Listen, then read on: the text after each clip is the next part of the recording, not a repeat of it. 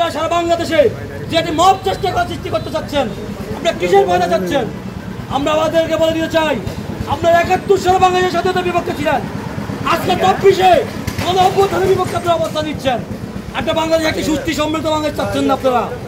আমরা বলতে চাই, আপনারা ১৭ বছর ছাত্রলীগের লঙ্গির নিচে থেকে আপনারা রাজনীতি করেছেন, এখন কি করছেন? সাধারণ শিক্ষার্থীর বয়স ধরছেন আপনারা নাকি? যে সন্তানের পিতৃর পরিচয় নাই, তার কখনো পিতার পরিচয় দিতে পারে না। আজকে যারা এনসিপির ব্যানার ইউজ করে, যারা সাধারণ ছাত্রী ব্যানার ইউজ করে, যাদের ছাত্র দলকে তথা বিএনপিকে মব সৃষ্টি করার উদ্দেশ্য করতে যাচ্ছে, তাদেরকে বলতে চাই, আমরা হুঁশিয়ারি দিয়ে বলতে চাই, তার পরিণাম ভালো হবে না।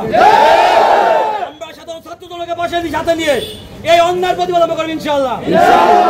আমরা বলতে চাই, একটি বাংলাদেশ বিনির্মাণ শব্দ গঠন করার চেষ্টা তারেক রহমান, একটি সুন্দর বাংলাদেশ গঠন করার লক্ষ্যে আমরা নিরন্তরভাবে কাজ করে যাচ্ছি।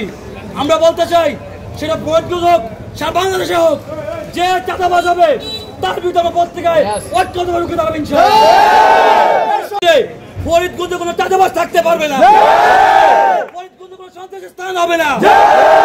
আমরা বলতে চাই, যারা পদবিহীন, যারা ৫ তারিখের পরে নব্যবিহীন সাথে দলের বিশৃঙ্খলা সৃষ্টি করতে চাচ্ছেন, তাদেরকে আমরা কঠোর প্রতিবাদ করবো ইনশাআল্লাহ।